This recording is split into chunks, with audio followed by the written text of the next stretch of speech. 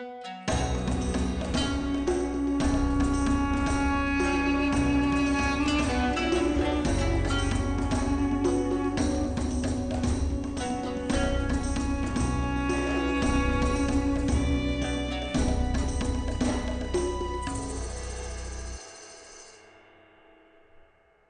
ad break time. I'm proud to announce that the Beyond Solitaire podcast is sponsored by Central Michigan University's Center for Learning Through Games and Simulations. They just successfully funded their most recent game, Greg Loring Albright's Keep the Faith, which is a light RPG about the growth of a religion. If you missed the campaign, do keep an eye out for a chance to late pledge in the coming weeks. Also, if you'd like to support Beyond Solitaire, please head to patreon.com/Beyond Solitaire to help me keep the lights on. For now, though, enjoy the show. Hey gamers, this is Liz Davidson from Beyond Solitaire. This week on the pod, I'm back with my absolute favorite recurring guest, Amabel Holland. She is a fantastic game designer, but she's also now a video essayist and an author. So we're going to talk a lot today about her book, Cardboard Ghosts. How you doing today, Amabel? I'm doing okay. How are you? It's always a good day when I get to interview you, so I'm having That's very a good one. sweet. Thank you. So Cardboard Ghosts. This is clearly a book about paranormal activity in board games. I got out my Ouija board, but nothing happened. I don't understand. I'm kidding. Yeah. So tell us about your book. Okay, so the book is called Cardboard Ghosts: using physical games to critique and model systems, and it's about using physical games to critique and model systems. So I mean, really, if people are familiar with some of my board game work, particularly like the more serious games, um, the idea that board games are themselves systems and therefore they're good for modeling systems, and that board games in particular, because you need to understand the whole system, the whole rule set in order to play it, is good for imparting systemic understanding. Is kind of just exploring that idea. The title, so the title, because I was asked, like, hey, you want to write a book? And I was like, you'll pay me? Okay, sure. And well, here's the topic I want to do it on, and I want to call it Ghosts Made Cardboard, because the idea is that our world is haunted by these systems that we can't see, that are intangible, and that you can use these cardboard simulations. You can use games and game mechanisms to make them tangible, like physically tangible, because they're physical pieces being manipulated, and to make it easier to understand how these systems work and impact our lives. And Jeff Engelstein, the editor, was like, "Well, it's gonna sound like little ghosts in a factory making board games. So can we try Cardboard Ghosts instead?" Like, yeah, that sounds good. It's a nice evocative title, because I think a lot of these kind of more academic press books, like they don't have a snappy title. They don't have a title that.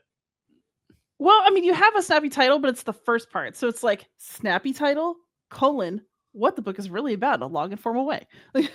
That's true. Yeah, that's true. But it was important to me to kind of foreground the ways in which this is, like, it's not a STEM book. Like, I feel like a lot of academic texts, board game texts are very STEMmy focused, and I'm not a STEMmy kind of gal. I am very much a humanities kind of gal.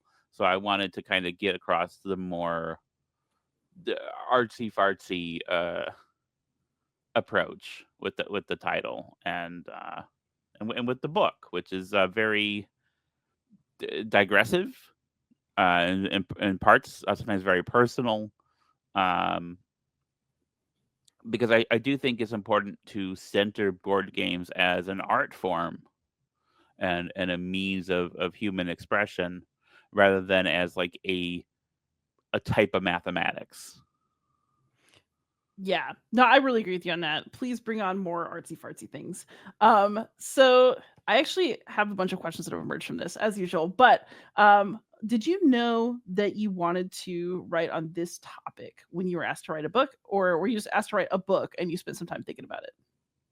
I was asked to write a book, and then like to pitch a topic, and I spent a day or two kicking something around. And because I would have like 6 months to write the book, and because I would have to do it within my spare time, I did carve out quite a bit of time each morning to work on it. But I basically, this is something that I'd be doing while running the board game company, while doing video essays, while doing social engagements.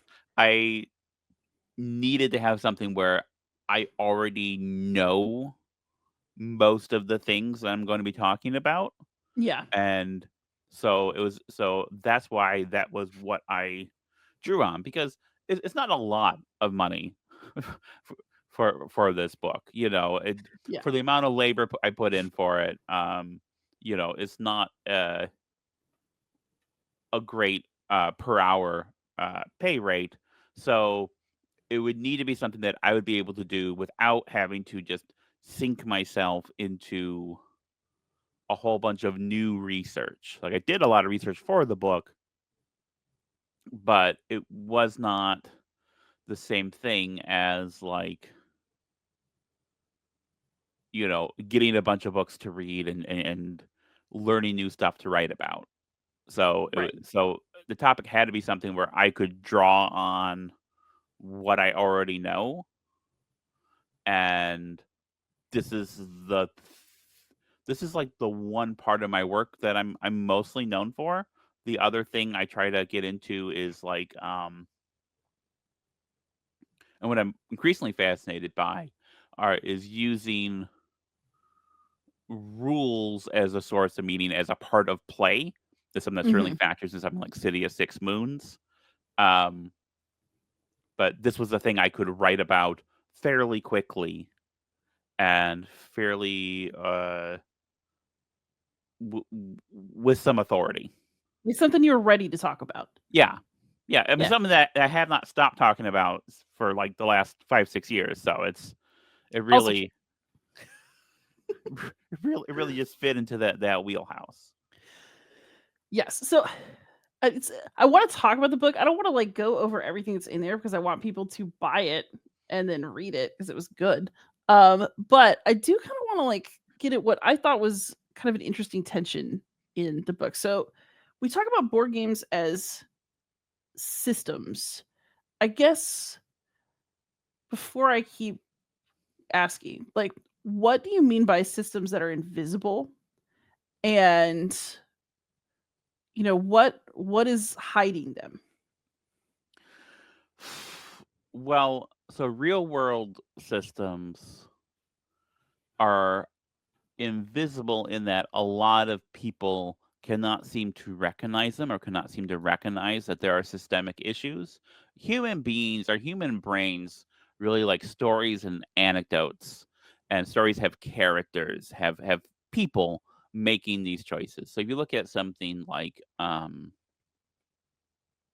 policing in the United States, um, systemically, I mean, it's just it is a rotten system.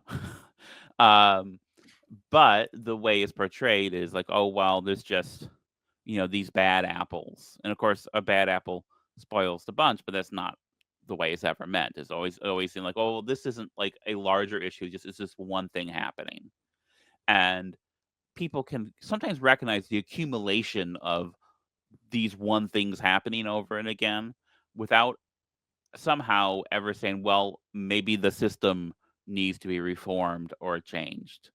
Um, Patriarchy is a system.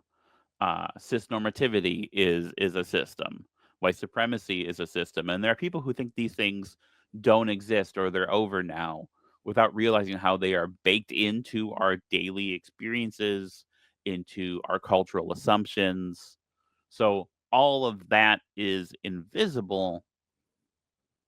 And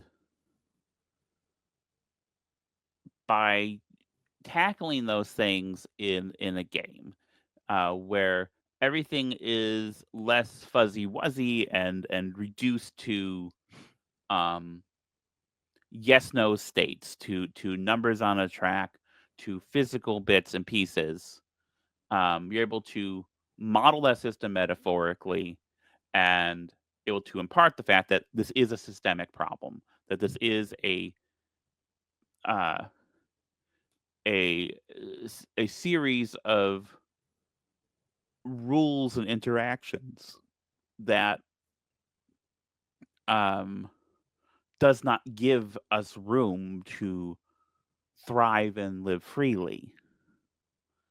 So those are and I think that's something that board games are especially good at.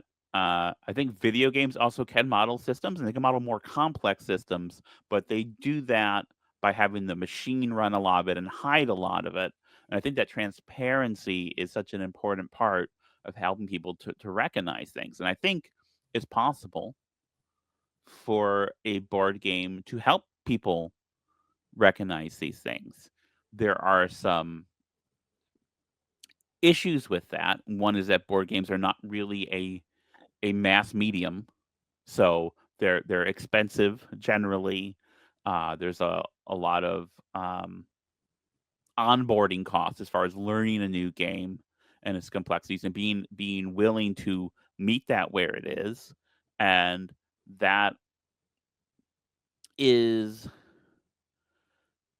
at once an important part of the process because that's how you get to understand the system that's being modeled, but also mm, it limits the number of people who are going to engage with it. And I feel like the holy grail is going to be a game that can reach people, can show them systems and change their minds while being broadly accessible. And I know I can't do that, but I'm hoping other people can. And part of writing the book is laying out these ideas so that people who are more talented than I am, or at the very least, more in tune with popular tastes, can take these ideas and actually reach people. Because we have, throughout history, there are books that have reached people that have been like a big instigator of change and of political thought. There have been films that have done this, and I I think board games can do it too. It's just not there yet, and part of that is because board games as an art form are especially tied to like the means of production. And they're marketed as products and toys, and often evaluated as products and toys first, rather than as works of art. And there certainly are a lot of people who feel that that games cannot be art, cannot have meaning except through like ludic interactions. There's a whole class, a whole group of people who feel like, well, the example I give in the book is from Tigris and Euphrates, and then they're like, well, this blue tile isn't a farm. Nothing about this represents a farm, and these red tiles aren't temples. Nothing about these represent temples, but that is the thing that is being called, and that is a way in which it conveys meaning. And I'm not saying that Tigris and Euphrates is a systemic critique, but it is the one of the ways board games create meaning, and the refusal to engage with it, and the idea that, well, if something's going to express something, it has to do it purely through ludic means without any reference to what the thing is called or the art, uh, is very much, I feel, like expecting a book to communicate meaning through the words, but not through what those words mean, just through the Mm. sounds and shapes. And like you can do it. There's just a very limited number of things that you can express with that. And I Yeah, this actually leads me to another question though. So we talk about So systems, they're hard to see, I think, in part because we're all our own main character. We tend to individualize Hmm. responsibility for things. But I also feel like, and you mentioned this kind of in passing throughout the book as well. Like when somebody sets up a board game for you, it's never here's a system. A system. It's you are a noble family at war. You are a great Hmm. hero, like looking for whatever. People talk about, oh, I'm going to roll a character now. If Hmm. people, when they approach board games, they expect to be somebody, and so, how do you, I guess, deal with the fact that people are coming to board games? So you're viewing them as a system, but people are coming into it trying to be an individual. Well, I mean, so on the one hand, that the individuality, that kind of act of role playing, is quite immersive, and it creates a lot of empathy for people and create empathy for people within a system. Something I bring up are a couple of Cole Worley's games where you are identified as, you are in PAX Premier, you are uh, a chieftain working these different sides against each other and trying to do the best you can within that. And that creates a lot of empathy. Or even something like John Company, where you're doing some monstrous things, but you're being able to understand why those things are being done, and how that kind of individuality allows people to participate in these horrors. Um, I do feel like that emphasis on identification, on immersion, is something that makes it very difficult to engage with things systemically in C systems, and that's one reason why, in some of my more serious games in this vein, I tend to put a lot of distance, a lot of alienation between you and the game, so you're not able to identify. You're not able to role play as much, and with that distance, you're able to hopefully see the thing, see the whole, and think about it. And this is just the Verfrem's Dungs effect, the Bertolt Brecht thing, um, which was a huge influence on me when I started working in this vein. And but it also has its limitations because actually people don't like being alienated generally, What? and there's I know, and there's not a lot. I think because of the way we look at games, the way we frame games, and this popular conception of it as a identity based, immersion based form, people are less willing to engage with something that's alienating and to see that as a defect in the design. I certainly have had people bounce off of my games, and yeah, I mean they're weird games. You can bounce off of them, that's fine, but people bounce off of them, uh, saying that the game didn't feel thematic, and what they meant was it didn't have the flavor text. It didn't make me feel like I was so and so. This was a common complaint for This Guilty Land, was that like there was no theme. It was too abstract, and like I the thing is, I'm not making games for children. I'm not making games to I should not have to. That sounded harsh. That sounded harsh because it is. Um, Go for it. We're 18 minutes of this podcast. If people are still here, they're still here. yeah.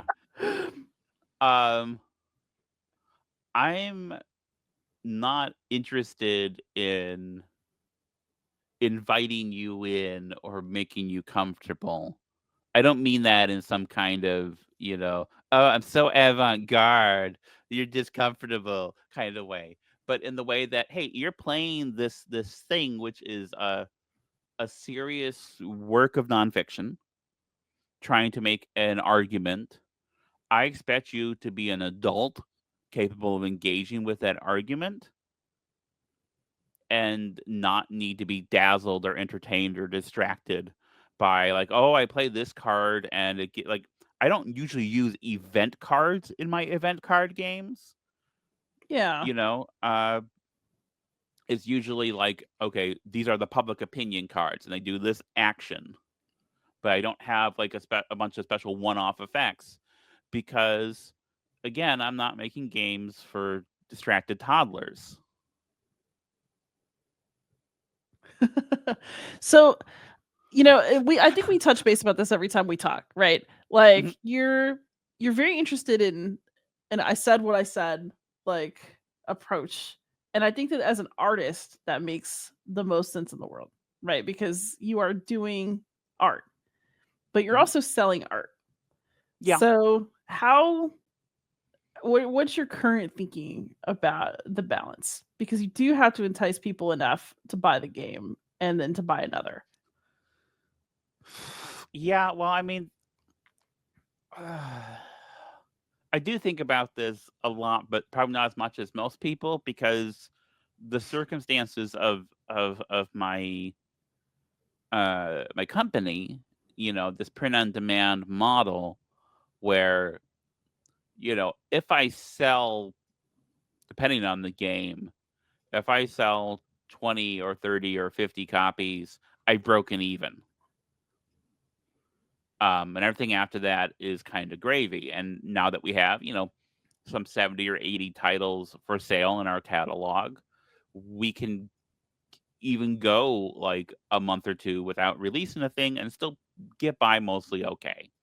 The business was structured so that it would pay the bills for myself and for Mary when we were living together, and I um, thought I was a dude.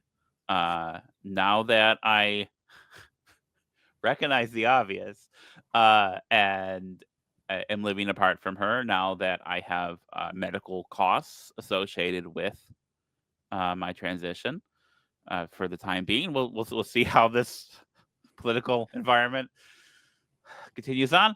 Um, the money's a little thinner than it used to be because essentially it's like a two household thing, and it really was a one household kind of income. But um, the thing about living in the Detroit area is that it's a lot cheaper than living in, say, New York.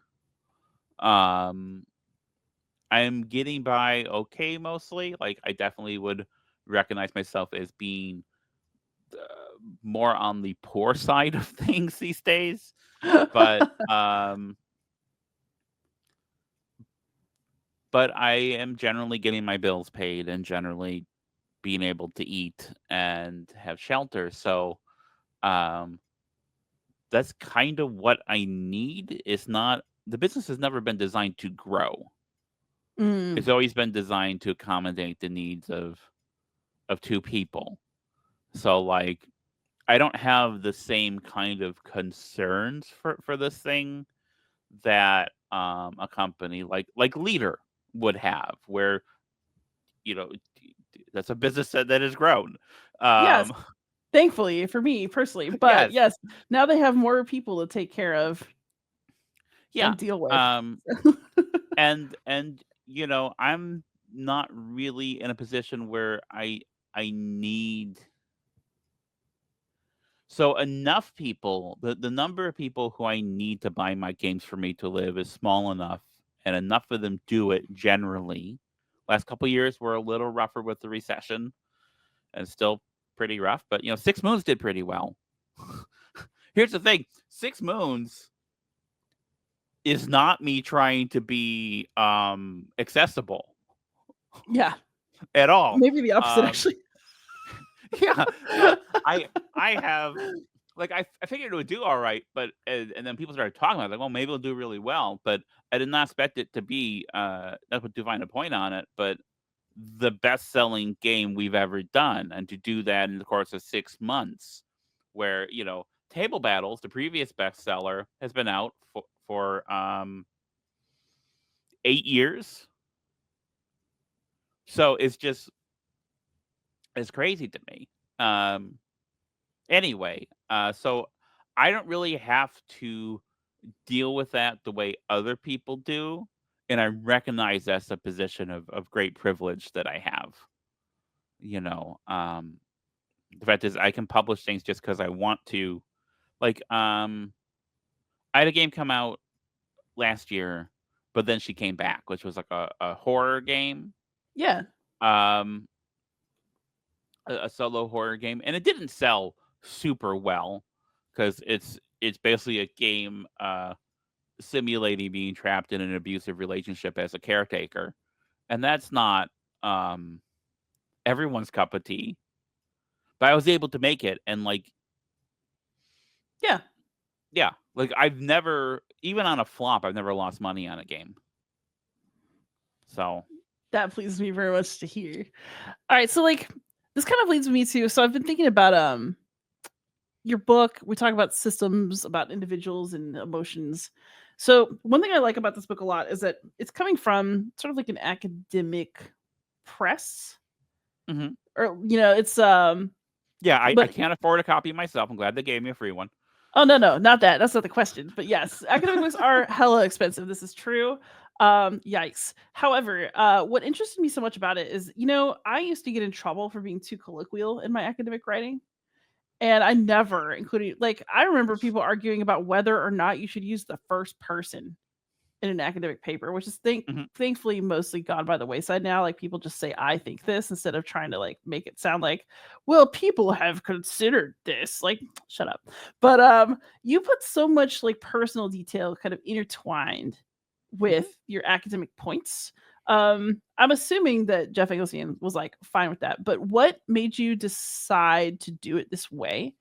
And how do you feel that mix up like did for you as a thinker going through the process of writing the book? Well, so so first of all, I can only write the way that I write.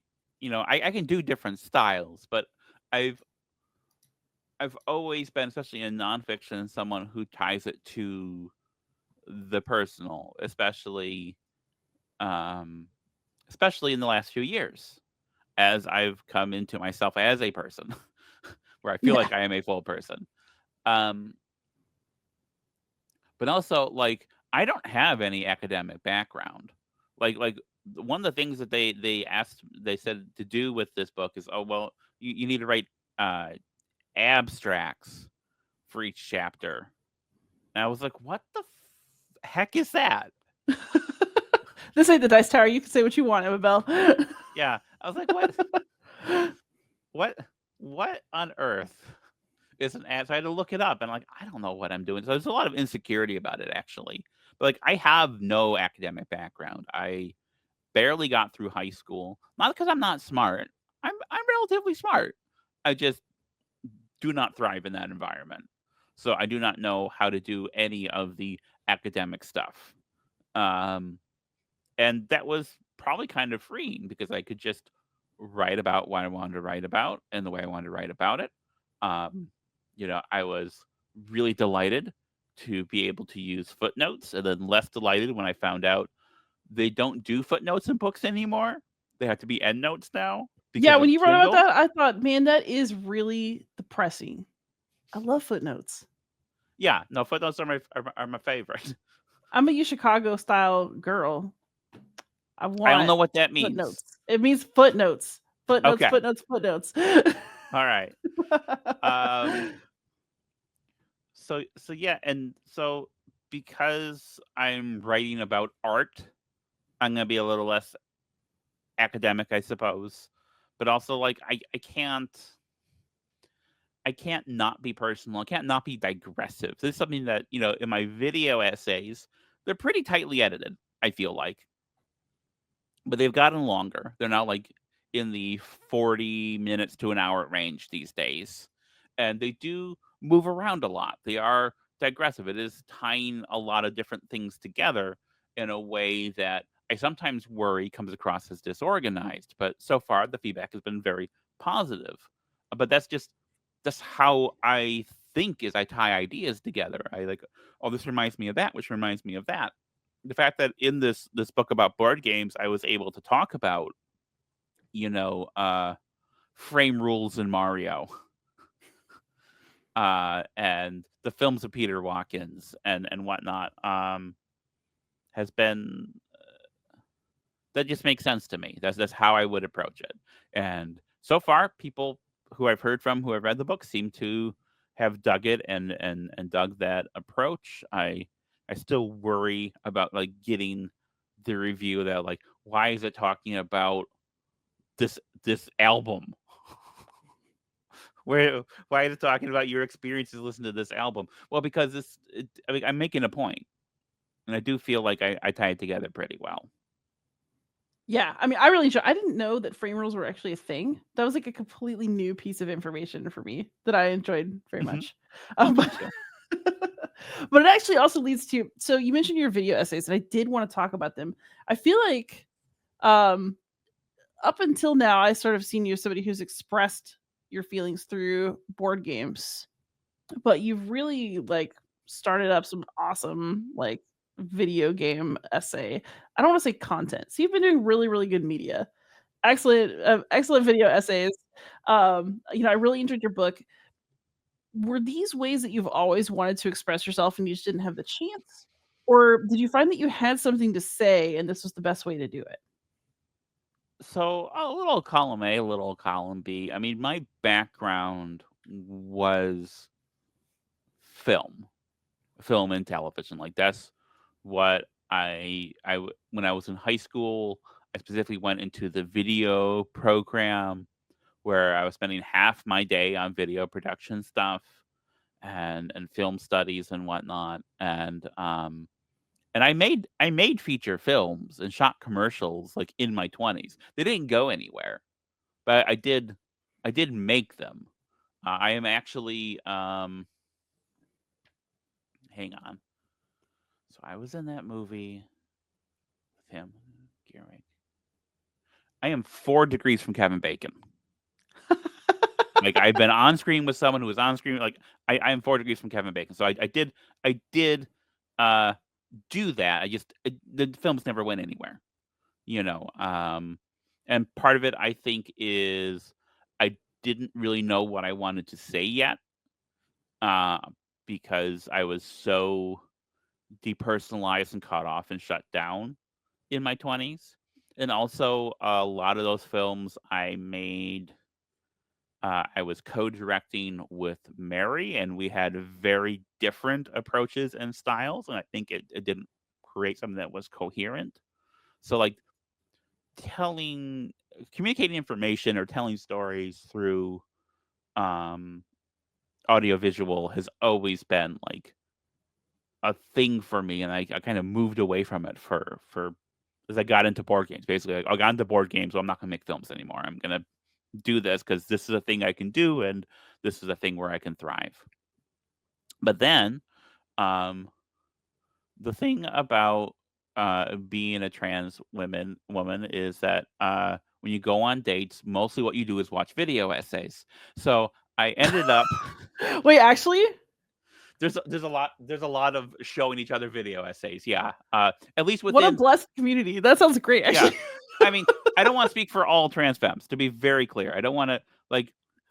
There's a tendency, especially online, to say, "Oh, all trans, like, oh, all trans girls love Blaha the IKEA shark," and some of them have never heard of Blaha the IKEA shark. So what are you doing?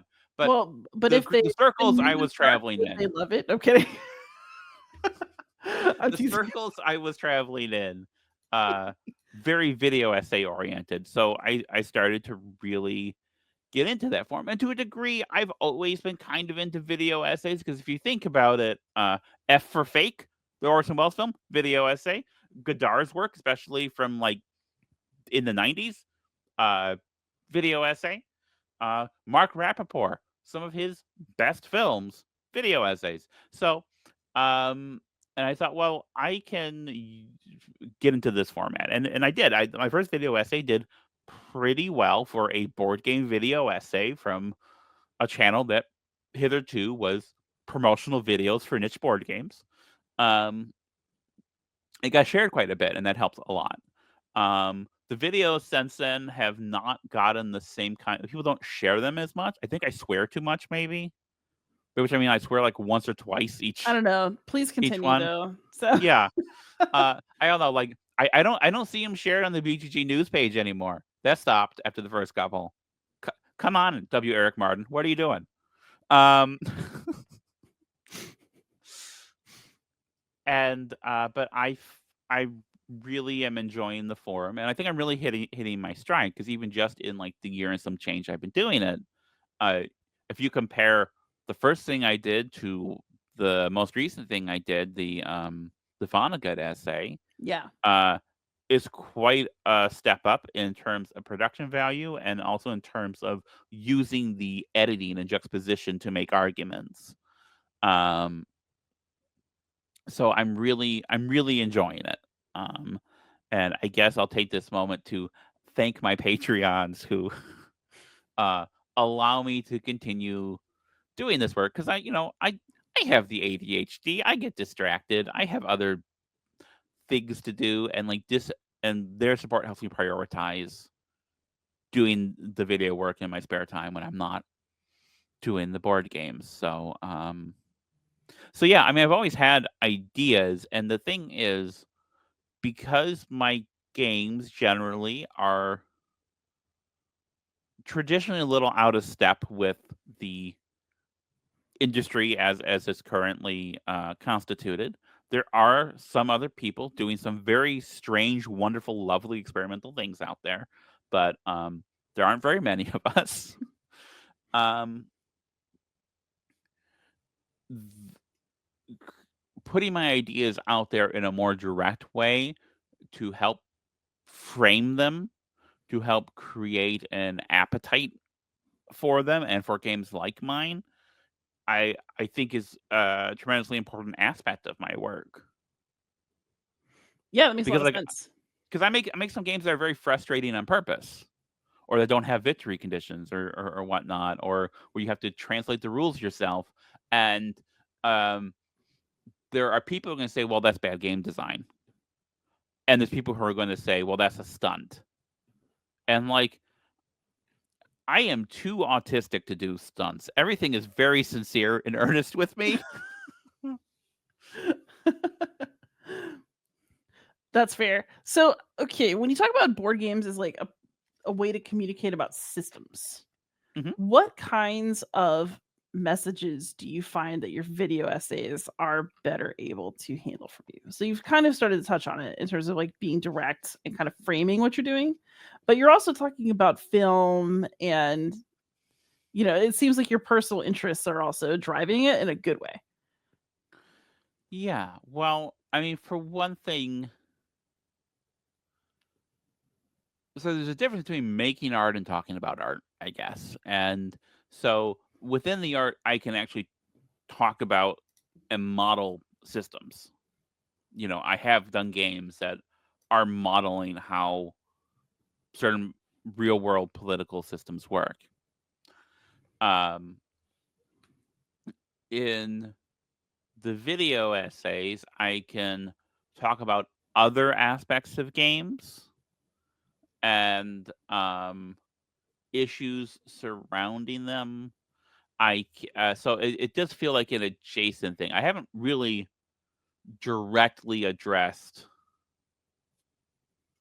Well, no, I guess I have to a degree. I mean, I have addressed like how games create meaning, how they can model systems, but I don't actually talk about the systems being modeled as much in the videos because those are different uh things. So this almost is criticism is the wrong word. 'Cause I'm not usually critiquing particular games, but just I don't know. I don't want to say board game philosophy. That sounds really highfalutin, but I mean, I guess you could say like critical engagement or something like that. I don't know. yeah, yeah. Like I would, like I started with do board games need victory conditions? Because there are a lot of people for whom it does not have a victory condition. It is not a game.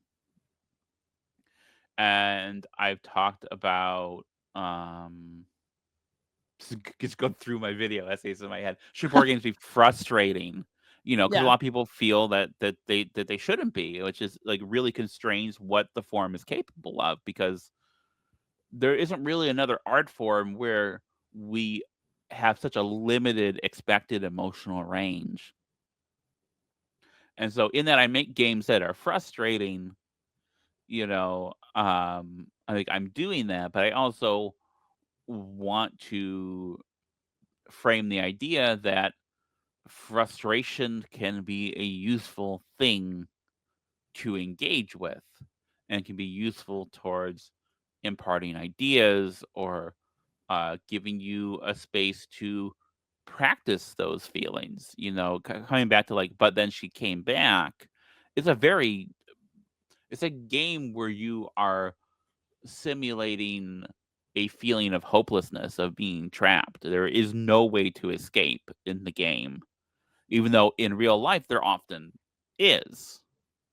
It's just, it feels like you can't get out, and it can give people a space to experience that. And then in a video essay, I might just say that directly, because otherwise someone might play a game and feel like, well, this is bad because I feel hopeless, I feel bad, so this is bad design. And a lot of what we consider to be bad design just means design that isn't optimized for mass market capitalism. And I so a lot of it is about framing, and then hoping other people will take those ideas kind of going forward, and trying to make those ideas more, because there are certainly people who have watched my video essays who have never bought a Holland game and probably never will. Um, because I care about, the thing is, see, I'm making it sound like I'm just doing it through like a mercenary, well, this is in my business interest. But the thing is, I do care about games as an art form, and it's so frustrating to me the way in which, if you look at it as a historical arc, it's been stagnant for so long. Board games have existed for thousands of years, but we are still in a very like primitive stage of development, just starting to flourish. You compare that to something like film, where it became a very mature art form fairly quickly, comparatively. Um, a lot of people taking it seriously as an art form, and recognizing that it could be more than just, you know, a 10-minute actuality, or a skit or whatnot. Um, I care about games as an art form and what they can be, and I I want other people to care about it too, and people who are more talented than I to take it forward, so that it can be um, a major popular art form, and also like a weird expressive art form for weirdos. I You love it. know, Weird expressive I mean, art I form mean, for weirdos. TTRPGs, for example. You have a very mainstream kind of TTRPGs, and you have the weird single page things on itch.io. And I want board games to have that kind of space and expressiveness, and to be able to touch people, and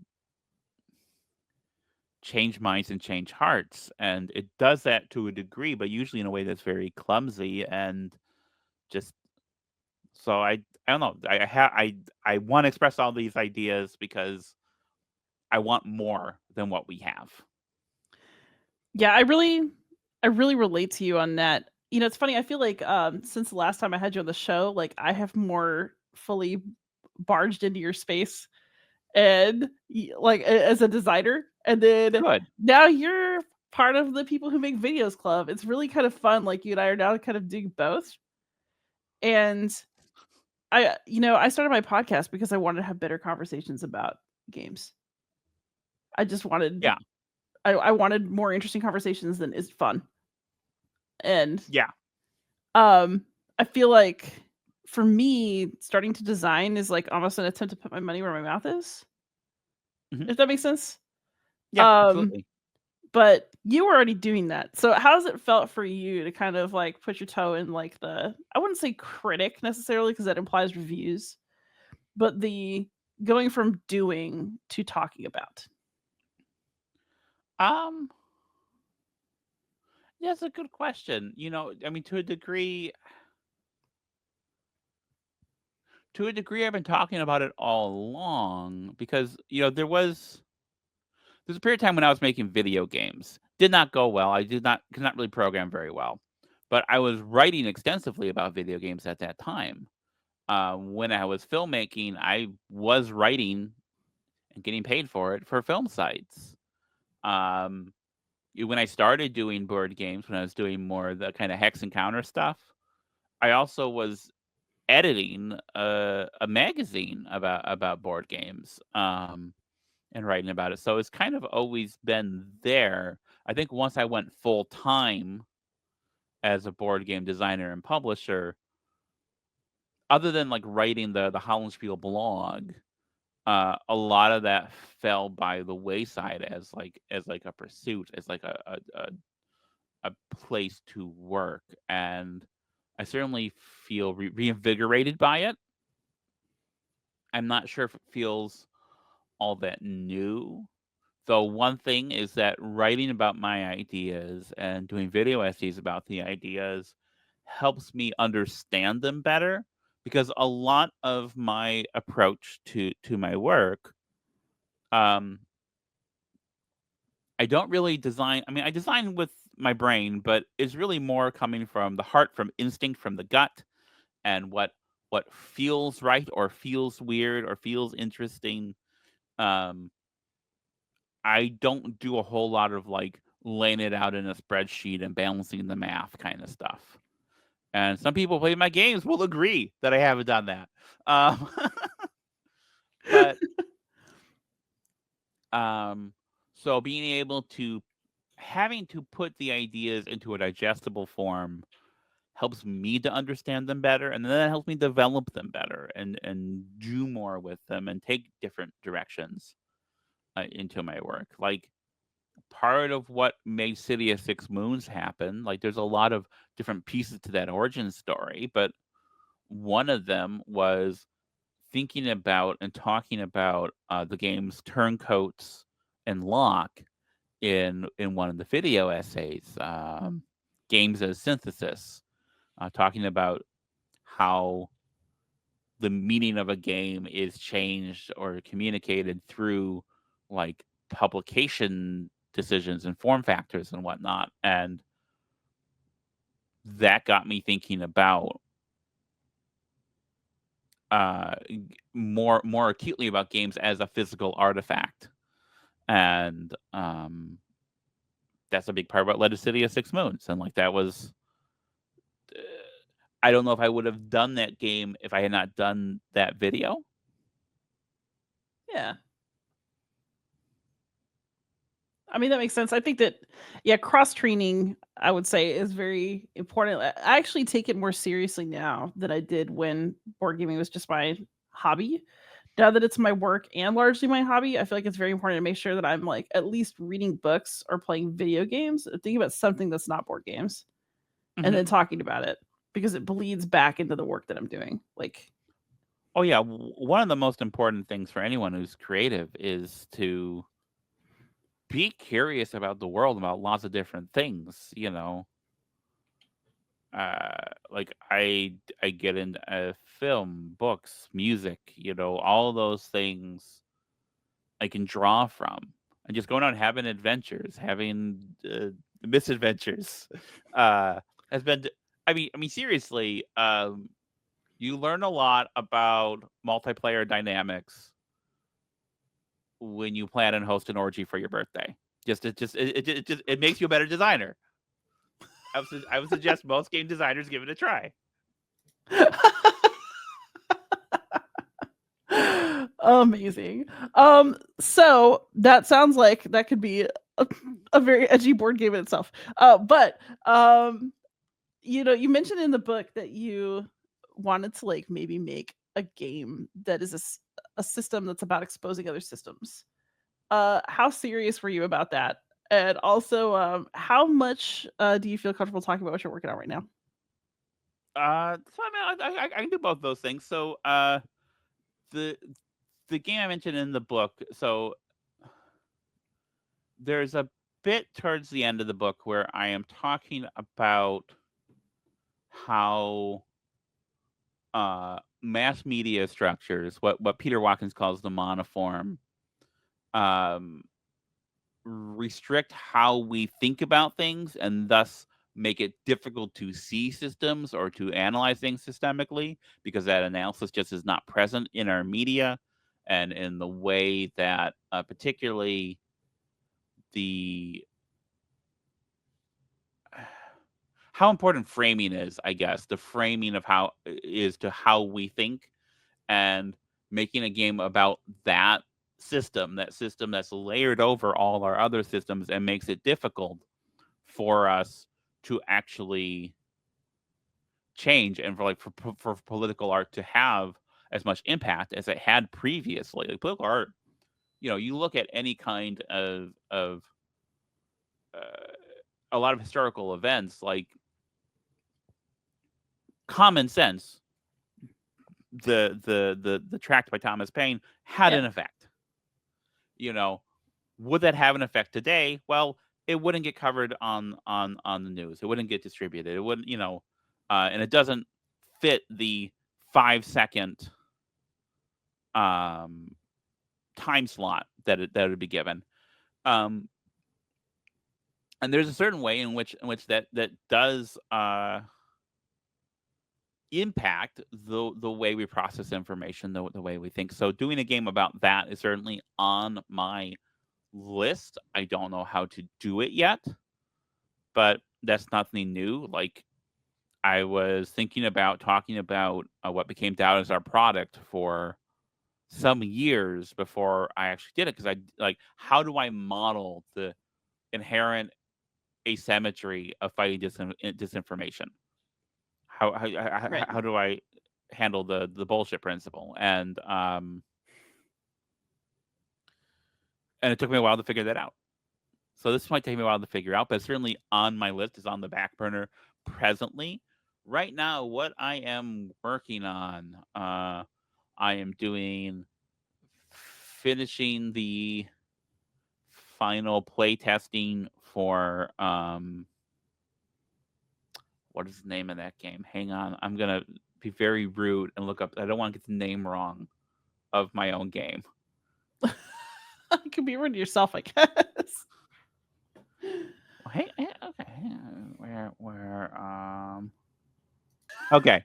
So the game is called A Battle. Furious, bloody, repulsive, crimson, gory, boisterous, manly, rough, fierce, unmerciful, and hostile. So I didn't want to get the title wrong. Okay, so I'm That's a doing the great final title. playtest on that, which is the big box 10th anniversary Shields and Swords series game, collecting almost every scenario ever published. There's one that's missing, and then a couple new scenarios. This includes the games that were published through folio editions before Holland Spiel. Like everything's brought together and it's played on a laminated map. You draw the terrain on with dry erase markers. Hell yeah. Extra big hexes so that you can fit the counters in there and not smudge. Um, so that's right now. I'm just going through testing these old hex encounter scenarios. I don't know if this is going to sell very well or not. My hex encounter stuff is not my best selling stuff, but there are people who like it, and these games have been out of print for a while. So I'm working on that. New design work. I am working on a game called Railroads. This is a space train game. Ooh. And there are like warp gates and whatnot. You're doing these space trains, and what it is like the solar system that you're in, this alien solar system, is dying. Your planet is uninhabitable. So what you're doing is going out and destroying other planets to take their resources to get as much profit as possible. because capitalism is a death cult. So that's that game that I'm working on. Finalizing work on Dragon Pizza. This is a Ooh. co-design I did with Mary Holland. It's supposed to come out last year, but City of Six Moons. Two things happened. Well, City of Six Moons came out, and because we bag all the wood bits, I have to be clear, we bag all the wood bits by hand. Um, I just had to push a bunch of stuff off the schedule. Also, I am still waiting on the wooden dragons Oh that yeah. are in that game, which I know my friends at Leader Games are getting for me, but haven't haven't haven't heard back about them yet. So I maybe guess I ask better around nag for me. somebody at work this week. I'm glad we didn't release the game last year because we did not get the dragons. um, so I'm working on that with Mary as her time allows. That's her second game, and we'll be getting that one out hopefully by the end of the year. And then I'm working on other people's games. We have Zoe Arid's game Persuasion that'll be coming Yes. out this year. Um, but what's holding that up is that first of all, I need to find a good source for tarot-sized sleeves because I think we're just going to put the sleeves right in the box for people because you're going to be dry erase markers have really revolutionized how so many of the games that we're putting out or that I'm designing. And then also, I need to have quotes for each of the cards from the Austin books. So I'm rereading all the Austin books, which is a delight, but it does take time. Yeah, Um, especially if you're really looking for the good quote. yeah, exactly. And then we have a game coming out. I guess I'm announcing it here on the podcast. I Hell guess yeah. I'm not sure. I'm not sure when the podcast is coming out, but I guess I'm I guess I'm announcing it here, unless people have heard about it already. A game from Brooks Barber called Sykes-Picot about the Sykes-Picot secret agreement in World War One. So we're working on implementing that game, which also is using dry erase. Just trying to make sure that all the there's enough room to draw on the map and whatnot. Um, Excellent. I'm super happy you're publishing something for Brooks. Every encounter I've had with him has been really positive, and Likewise, yeah. he's the man who invented the Texagon, as far as I know. So I don't think I know the Texagon. he's doing some game about Texas that has hexes, but they're shaped like Texas, so they're Texagons. Oh, that's delightful. Oh, I like that very much.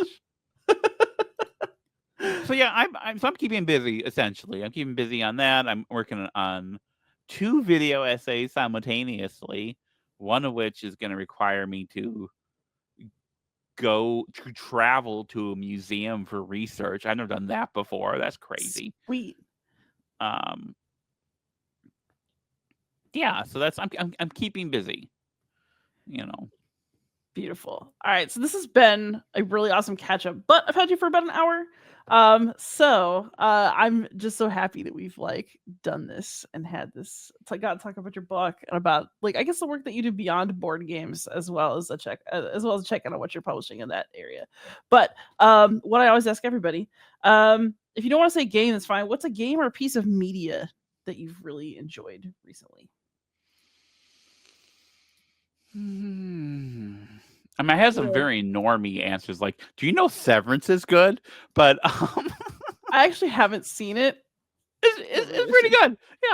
Yeah. What have I been engaging with recently? Watching a lot of older films, reading a lot of Austen books. I so one thing I do it takes up some of my time each week is 5 days a week I'm on an episode of a Let's Play with my partner Samhain, who's a professional YouTuber Let's Player, and then also like a 2 or 3 hour stream every Sunday. So I engage with a lot of games that way. And one of the games I engaged with was Civ 7. It sucks, don't play it. But there's a game that is really good that we engaged with not too long ago, which was Endless Legend. Yeah, that's great. Love Endless Legend. And Endless Legend 2 is coming out at some point. So if you want like a cool 4X game that has a fantasy sci-fi approach, which then avoids like the weird history bullshit and the weird Whiggish history of historical 4Xs, give Endless Legend a try, is what I will say. Those people seem rad. Awesome. And if people are looking for you on the internet, where do you like to be found? So I am at amabel.bsky.social. You also can go to hollandspiel.com to buy my games. You can go to patreon.com/AmabelHolland to give me money if you want. I wouldn't be opposed to that. And YouTube at Hollandspiel, which is where we have the video essays and also videos about our games. Excellent. And those of you out there, don't forget to go check out Amabel's book, Cardboard Ghosts, using physical games to model and critique systems. I was not going to try to do the subtitle from straight memory, even though it's right on screen. All right. Amabel, thank you so much for coming to the show. It's always an absolute delight to have you as a guest. Thank you. All right, everybody. You know the drill. Please like, subscribe, comment, ask questions, and most of all, happy gaming.